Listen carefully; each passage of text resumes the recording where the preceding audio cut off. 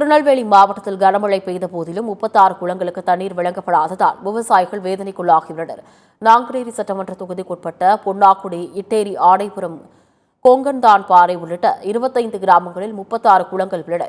கனமழை பெய்து வருவதன் காரணமாக கால்வாயில் வெள்ளநீர் திறந்துவிடப்பட்டுள்ளது. ராதாபுரம் சட்டமன்ற தொகுதிக்குட்பட்ட பகுதிகளுக்கு தண்ணீர் வழங்கப்பட்டு வருவதாக கூறப்படுகிறது. ஆனால் நாங்குநேரி சட்டமன்ற தொகுதியில் சுமார் 36 குளங்களுக்கு தண்ணீர் வழங்கவில்லை என்று விவசாயிகள் வேதனை தெரிவிக்கின்றனர்.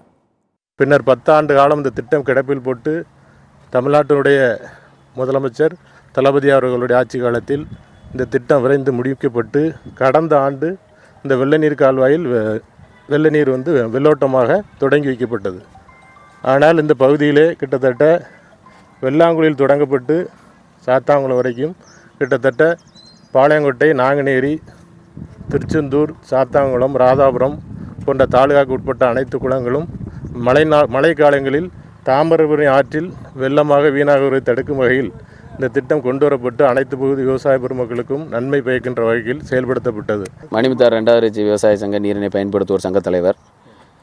தற்போது வெள்ளநீர் கால்வாய் பகுதியில் நம்ம நிற்கிறோம். இந்த வெள்ளநீர் கால்வாயில் தமலாகுறிச்சி அணைக்கட்டு, பச்சையாறு தமலாகுறிச்சி தடுப்பணை பெருகி 2வது மடையிலிருந்து 8வது மடை வரைக்கும் 2வது ரீச்சி பாசனத்துக்குள்ளே எங்களுக்கு உரிய 36 குளங்கள் இந்த மடை மூலம் வெள்ளநீர் கால்வாய் மூலம் தருவதற்காக எங்களுக்கு கீழே உள்ள வறட்சி பகுதி, அதாவது டெய்லண்டுன்னு சொல்லக்கூடிய தண்ணீர் பச்சையாரோ மணிமுத்தாறு தண்ணியை கொடுக்க முடியாத பகுதிகளுக்கு இது ஒரு பிரசாதமாக நாங்கள் இதை எதிர்கொண்டு ரொம்ப சந்தோஷமாக விவசாயிகள் இருந்தனர். போன ட்ரிப் இந்த மாதிரி இந்த தண்ணி வர்றதுனால வரும்னு நினச்சி எல்லோரும் பயிர் செஞ்சுட்டு இருந்தோம்.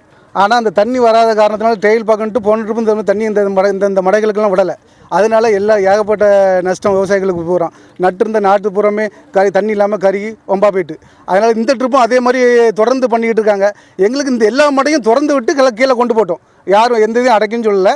அதான் அங்கேருந்து இங்கே வந்துச்சுன்னா எங்களுக்குள்ள பாதிப்பு மேற்கொண்டு எங்களுக்கு பாதிப்பு நடக்காது செய்யும்.